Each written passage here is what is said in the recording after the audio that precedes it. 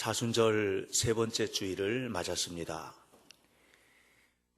사순절은 우리를 위해서 십자가에 죽으신 예수 그리스도를 깊이 묵상하며 하나님 앞에 우리 자신을 내려놓고 겸손히 주님의 길을 따르기로 결심하는 경건의 기간입니다. 이 사순절에 우리 위에 이 땅에 오신 주님을 더 깊이 묵상하시면서 주님을 닮아가는 은혜로운 성도들이 되시기를 바랍니다. 특별히 이 사순절에 우리 위해서 죽으신 주님께서 우리가 사랑하는 최규 권사의 모든 고통과 아픔을 짊어지고 십자가로 가셨으니 그에게 생명의 은혜를 베풀어 주시고 회복의 축복을 내려주실 줄을 믿습니다.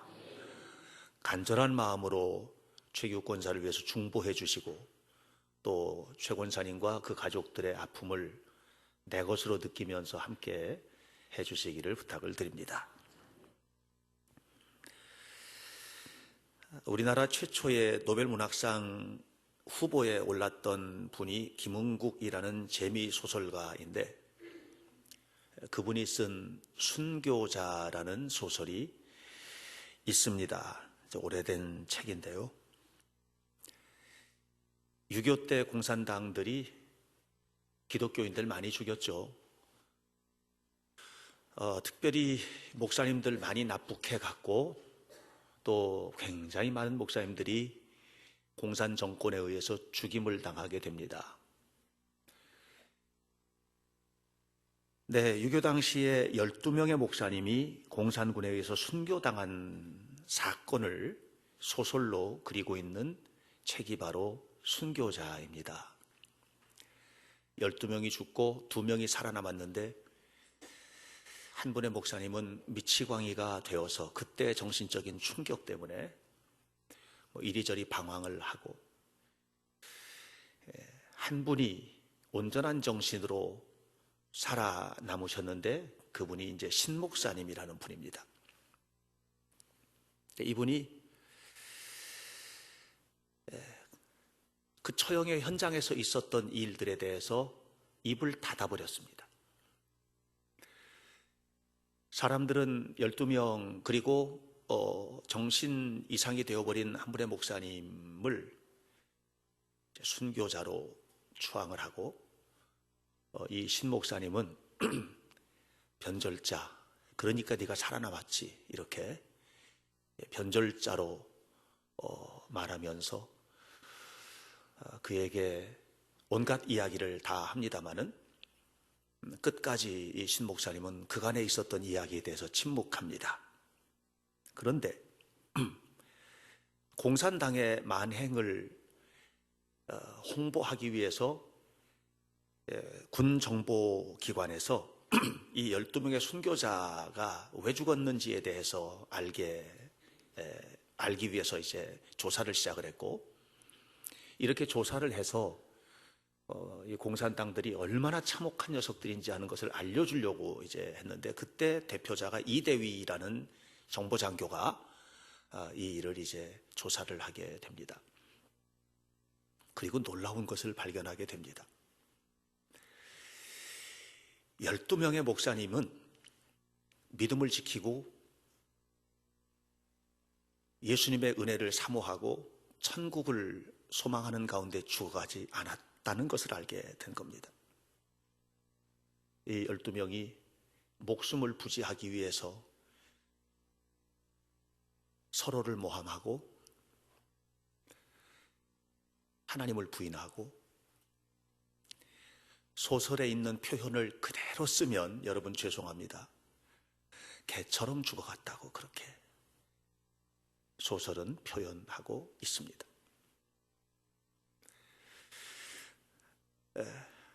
한 분의 정신착란을 일으켰던 목사님도 역시 동일하고요. 그런데 이 신 목사님은 끝까지 예수님을 부인하지 않았고 근데 그걸 얘기하면 돌아가신 분들이 모두 불명예가 되니까 아무 말도 하지 않고 그거를 그 고통스러운 세월들을 혼자 살아낸 거예요.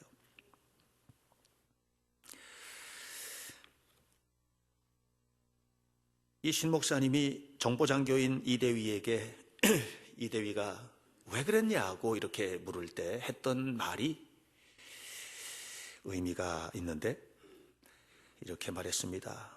사람에게 희망이 사라지게 되면 사람은 모두 다 짐승이 됩니다. 이렇게 얘기를 했습니다. 여러분, 희망이 있으면 이겨내는 거예요. 죽음은 희망을 뺏어가는 자리였어요. 희망을 뺏어가는 자리에 섰던 이분들이 짐승처럼 죽어갔다는 것이죠. 그런데 그분들을 비난할 게 아니라 사람들은 다 그렇다는 것입니다. 제가 이 소설을 읽으면서 힘들었던 것 중에 하나는 뭐냐면 나도 그렇게 사는 거 아닐까. 이 사순절을 보내면서 주님의 십자가 앞에서 저 자신을 끊임없이 돌아보고 내가 살았던 삶을 살펴보면서 나는 어떤 사람이지?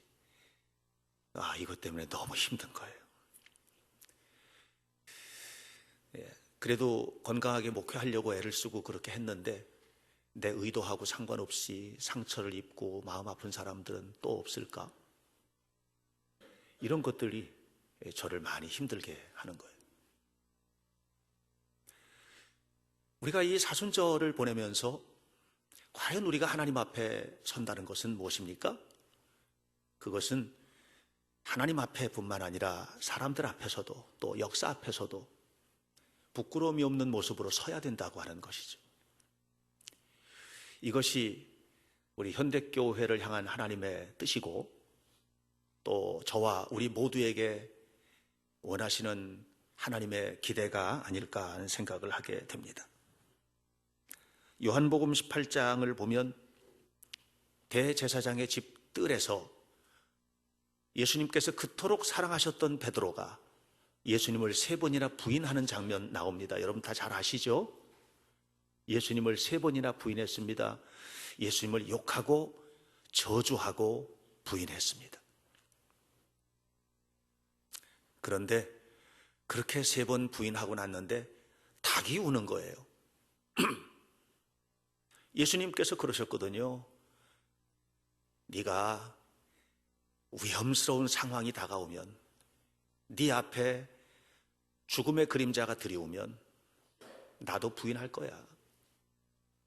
네가 분명히 십자가를 앞에 둔 내 앞에서 닭이 울기 전에 3번 부인하게 될 거야. 말씀하셨거든요.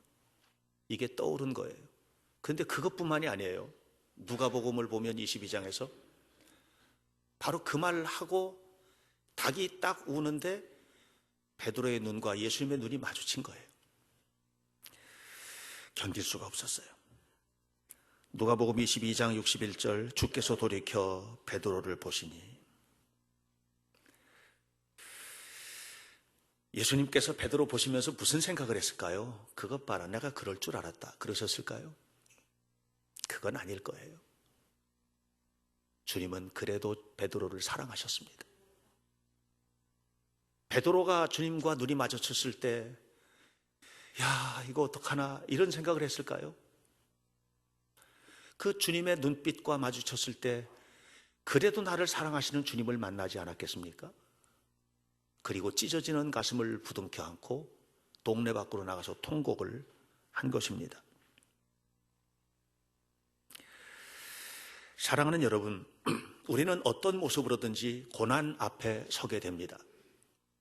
베드로처럼 자기가 한 일에 대한 양심의 가책과 그래도 사랑하는 예수님의 눈빛 앞에서 견딜 수 없는 아픔을 겪는 이런 고난이 올 수도 있고요.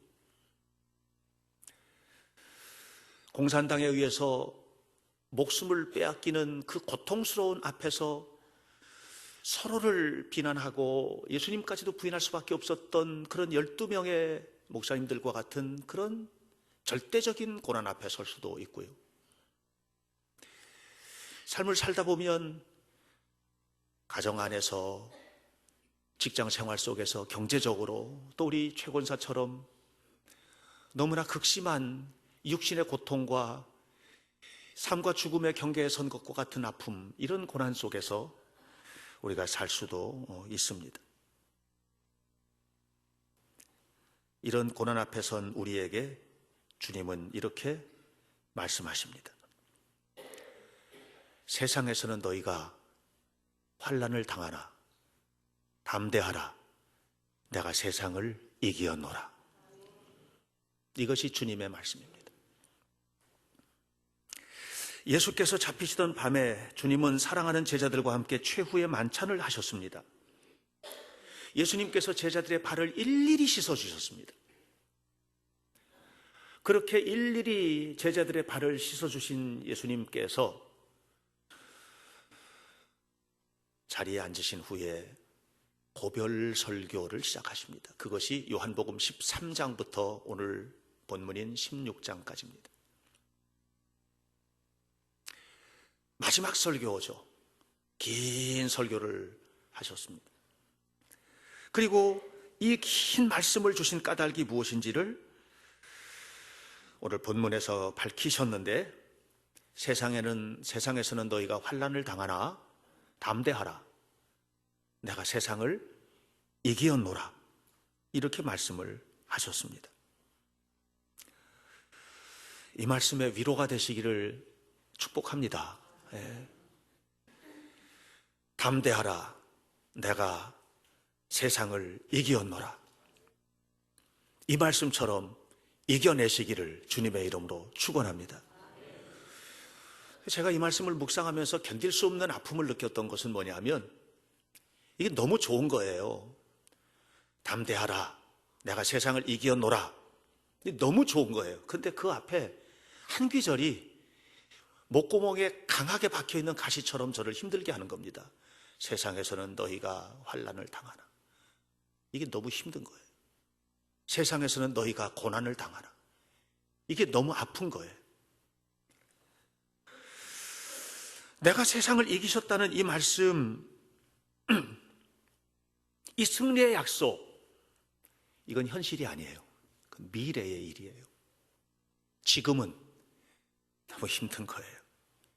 지금은 너무 절망스러운 거예요. 지금은 너무 아픈 거예요. 지금은 세상에서 너희가 환난을 당하나 고난 속에 있는 거예요.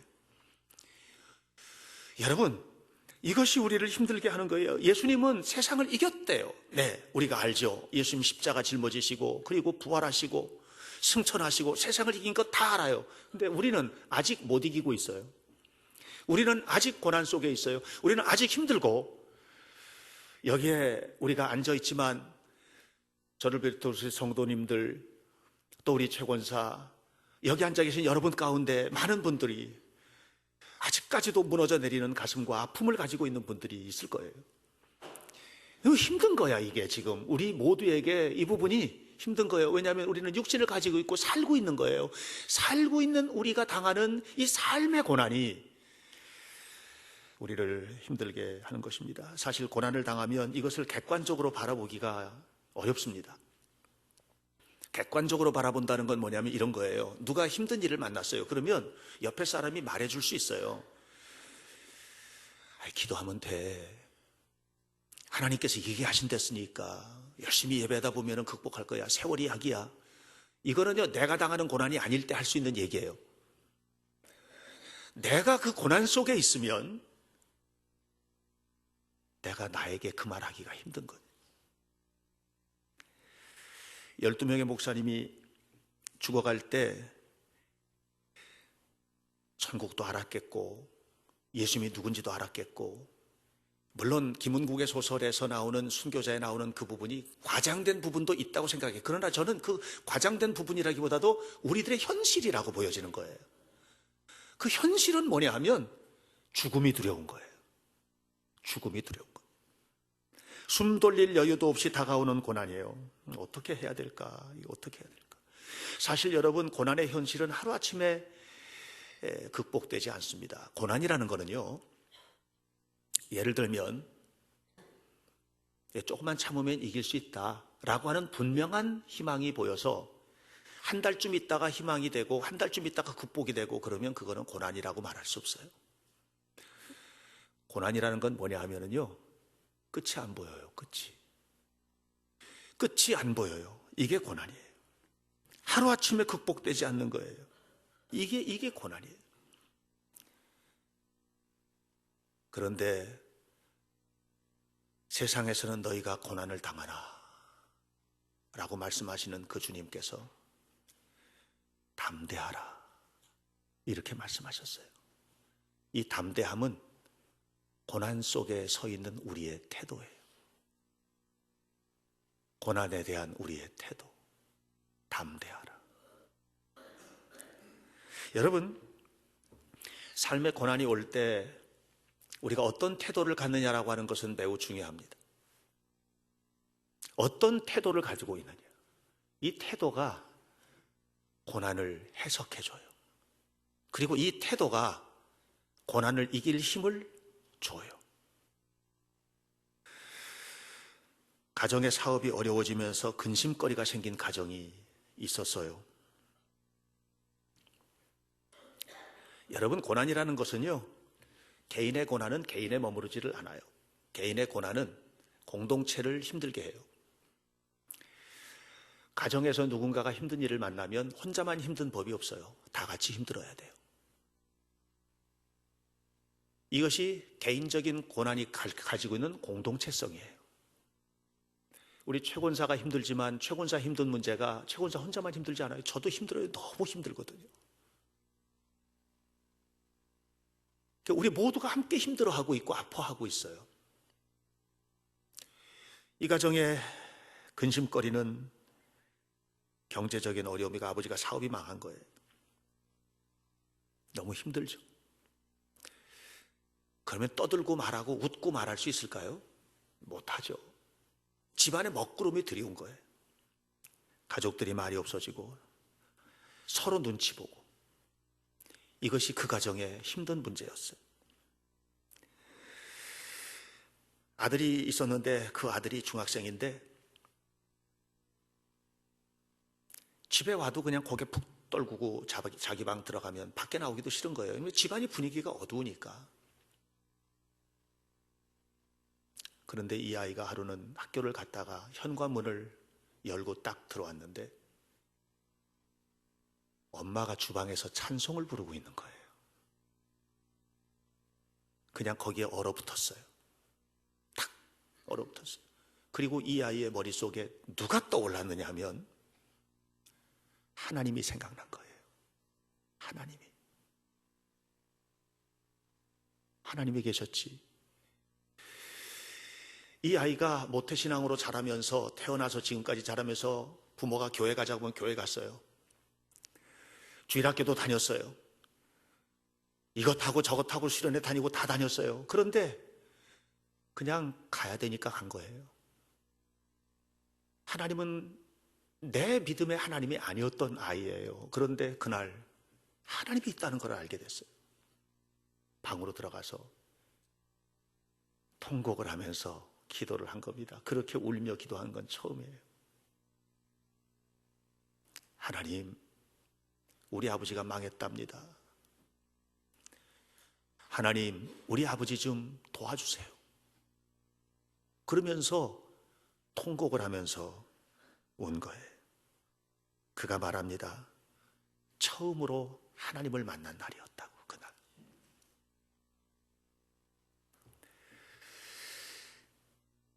그 집 그냥 여전히 망했거든요. 극복된 게 하나도 없어요. 그런데 엄마가 찬송이 살아났어요. 아이가 하나님을 만나서 표정이 달라졌어요. 분명히 망했는데 망한 집이 아니에요. 이 집이 예배가 살아나고 은혜가 살아나고 감사가 살아나고 아버지가 살 용기를 얻고 제기했어요. 그리고 그 중학교 어린아이는 커서 장로가 되었습니다. 사랑하는 여러분, 담대하다는 것은 뭐냐? 내가 이까지 고난은 이길 수 있어. 내가 저 정도 고난은 이겨낼 거야 하는 혹이나 용기를 말하는 것이 아니고 하나님을 만나는 거예요. 이것이 담대함입니다. 하나님을 만나는 것. 하나님이 담대함으로 나와 함께 하시기 때문에 내가 담대해질 수 있는 것이지, 그 용기는 내게서 나오는 것이 아니에요. 우리는 늘 무너질 수밖에 없는 사람이기 때문에 그래요. 그 담대함의 결과가 내가 세상을 이기었노라가 되는 것입니다. 고난에는 개인적인 고난과 공동체적인 고난이 연결되어 있다는 얘기를 드렸습니다. 밀접하게 관련이 되어 있는 것입니다. 그런데 이것이 개인적인 고난이든 공동체의 고난이든 어떤 고난이든 간에 이 고난을 통해서 담대하게 세상을 이기려면 고난 속에 담겨진 하나님의 손길을 보지 않으면 안 돼요. 여러분, 고난을 믿음으로 이겨내는 사람들은 고난 속에 담겨진 하나님의 뜻을 물어요. 하나님, 도대체 왜입니까? 하고 묻는 거예요. 바로 하나님, 왜입니까? 라고 묻는 그 태도 속에서 뭐가 나오느냐 하면, 하나님께서 왜 주셨지? 이것이 도대체 뭐야? 라고 하는 것에 대한 분명하지는 않을 수 있지만 해답을 얻게 되는 거예요. 기원전 587년에 유다가 망했어요. 이스라엘이 문을 닫은 겁니다. 멸망하고 바벨론으로 속절없이 끌려갔습니다. 모두 다 바벨론으로 끌려갔을 때, 다시 말하면 나라 잃고 집도 잃고 모든 것 잃고 수많은 사람들이 죽고, 왕은 두 눈이 뽑히고 쇠고랑이 차가지고 개처럼 끌려가는 이런 신세가 되었을 때, 그 처절한 고난 앞에서 이스라엘 백성들이 끊임없이 물었던 것은 하나님 왜입니까? 그래서 그들이 말씀으로 돌아가기 시작합니다. 하나님의 말씀으로 돌아가기 시작합니다. 그리고 묻습니다. 계속해서 물었더니 하나님께서 말씀을 통해서 대답해 주셨습니다. 너희의 죄 때문이라고. 그리고 바벨론에 머무는 70년 동안 그들은 처절하게 죄를 회개합니다. 하나님 앞에 바로 서지 못한 죄, 하나님 앞에 바로 믿지 못한 죄를 회개합니다. 그리고 그 말씀 속에서, 말씀을 통해서 끝까지 그 가슴 아픈 죄를 깨닫게 하시더니 하나님이 놀랍게 그 말씀을 통해서 놀라운 희망을 보여주기 시작하시는데, 너희들이 이 땅을 회복할 것이다, 반드시 그렇게 될 것이다, 이렇게 약속을 주셨습니다. 저는 이것을 고난에 대항하는 순응적 태도라는 말로 표현하고 싶습니다. 고난을 그냥 받아들이는 게 아니에요. 고난을 대항하는 거예요. 고난은 싫어요. 그런데 이것이 그 속에 담겨진 하나님의 뜻에 대한 순응, 순종, 이 고난에 대항하는 순응적 태도, 이것이 이스라엘을 이스라엘 되게 하였듯이 오늘 우리를 새롭게 하시는 하나님의 은혜로 승리하게 만들어 주실 줄로 믿습니다. 저는 암에 걸린 어떤 환자를 만난 적이 있습니다. 목회하다가 많이 만났죠. 제가 교회를 개척하고 처음 만났던, 우리 교회에 처음 전도되어서 나왔던 가정도 혈액암, 백혈병에 걸렸던 효진이라는 5살짜리 아이였습니다. 정말 많은 사람들을 만났습니다. 그런데 제가 너무나 충격을 받았던 한 사람의 고백이 있습니다. 그 사람이 암 환자, 위암이었는데 이렇게 말했습니다. 제가 안타깝게 기도할 때 그분이, 목사님, 너무 안타까워하지 마세요. 암도 하나님께서 주신 선물이라고 믿어요. 그러는 거예요. 제가 얼마나 놀랐는지 모릅니다. 아니, 세상에 암이 하나님 주신 선물이라니, 이게 말이나 되는 소리인가? 우리는 하나님께서 주신 선물은 늘 좋은 것, 늘 행복한 것, 늘 아름다운 것만이라고 생각을 하고 살았잖아요. 그런데 암도 선물이라고 말하는 사람이 있었어요. 저는 너무 놀랐습니다. 그가 암으로 투병하는 과정에서 끼쳤던 은혜로운 영향력은 말로 다 할 수가 없습니다. 그렇다고 해서 암이 그냥 즐겁고 행복했을까요? 그건 아니죠. 그는 암을 주신데도 하나님의 뜻이 있다고 본 거죠. 고난에 대항하는 순응적 태도. 시편 23편의 다윗은 사망의 음침한 골짜기에 빠졌습니다. 사막의 음침한 골짜기에서 그가 빠져나올 수 있었던 것은 무엇이었을까요? 그의 힘, 그의 노력, 그의 경력, 그의 경륜? 아닙니다. 여러분, 고난 속에서 지식, 경륜 이런 건 아무것도 아닌 게 됩니다. 깊은 고난에 빠졌을 때 내가 가지고 있는 실력 이건 아무것도 아닌 게 됩니다. 그 고난 속에서 우리를 담대하게 하는 것은 하나님이 나와 함께 하신다는 믿음과 하나님의 말씀입니다.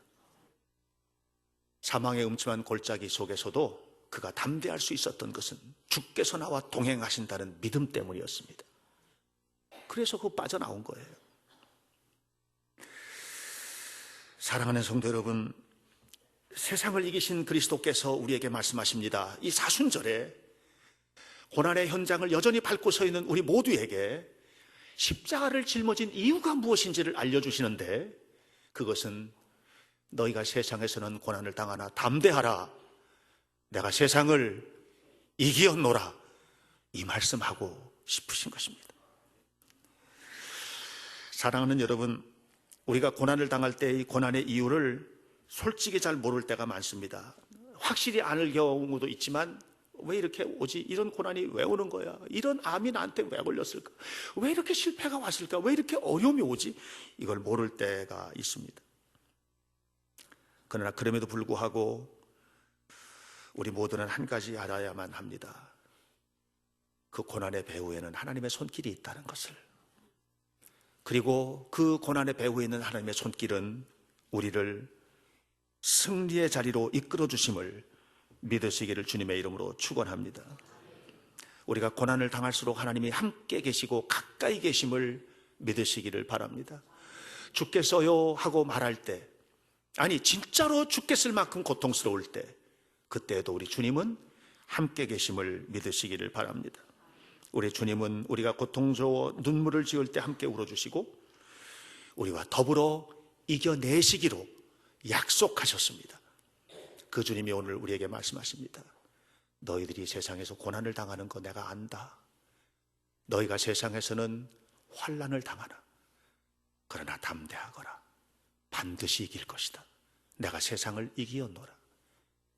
이 말씀 묵상하시면서 지금까지 살아왔던 우리의 삶을 되돌아보고 지금 내가 당하고 있는 고난을 살펴보고 앞으로 내가 어떻게 살고 하나님의 뜻이 이루어지는 삶을 이루어낼 것인지를 묵상하며 사순절에 또 한 주간을 보내시기를 주님의 이름으로 간절히 축원합니다. 기도하겠습니다. 살아계신 하나님, 우리의 삶을 도와주옵소서.